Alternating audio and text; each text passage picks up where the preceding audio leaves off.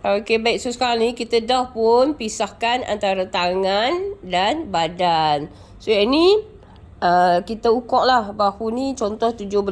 So, kita buka lah kan 17 inci. Okey, so yang ni dia dah terus dapat lah ni. Sebab ni dua keping.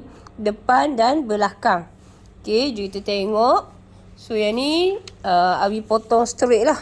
Yang ni bahu dia sampai kat situ. So, yang tu berlebih sikit tu kenapa? Yang tu bahagian tangan. Okey. So, sekarang kita nak siapkan dulu bahagian tangan. Okey. So, kita lipat. Bawa mai ke sini. Macam tu. So, ni nak potong tangan. Lepas tu, kita ambil. Pastikan tanda lipatan berada di lipatan tu. Lepas tu, kita ambil pemberat. Yang ni bagi dia sama macam tu. Bagi dia sama. Okey. Lepas tu, kita potong. Kita potong ikut je pola ni. Bismillahirrahmanirrahim. So, yang ni, kalau kita tengok basi 1 inci tu, tu tak lain tak bukan hujung tangan. Dan kalau basi setengah inci, yang ni mesti dekat ketiak. Okey. Okey, kat hujung tangan ni, sebabkan dia baju kurung ni dah dimodernkan, terpulang. Kalau tak nak besar sangat, perempuan boleh kecilkan. Perempuan boleh kecilkan hujung tangan.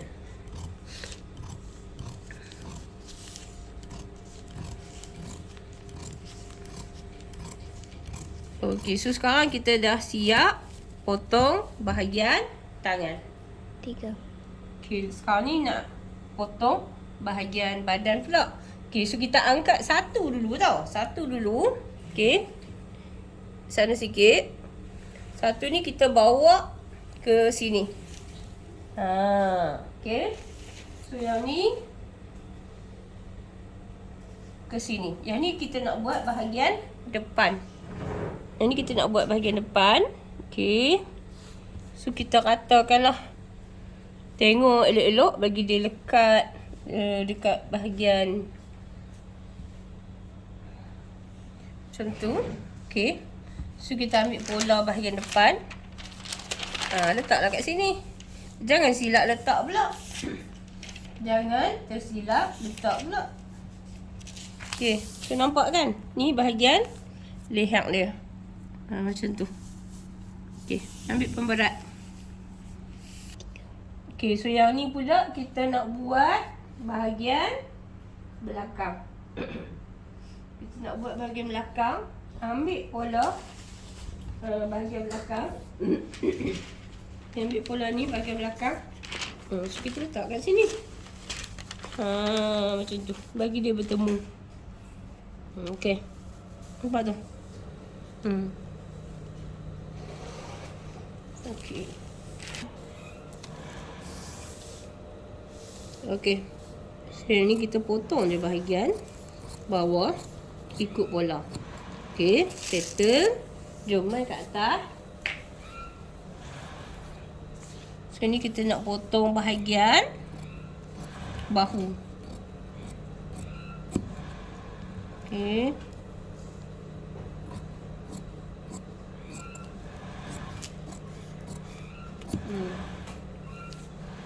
Lepas tu betul dia, bagi dia elok sikit. Okey, ni bagi dia sama macam tu. Lepas tu baru kita potong.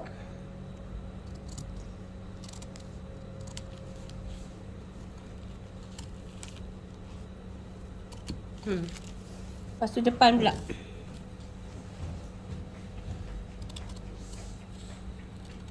Ikut pola tu. Okey. Lepas tu dekat bahagian sini untuk belahan kita buat 4 setengah ni. Kita buat 4 setengah. Okey, masukkan gunting. Bismillahirrahmanirrahim. Tangan memang kena tekan. Okey.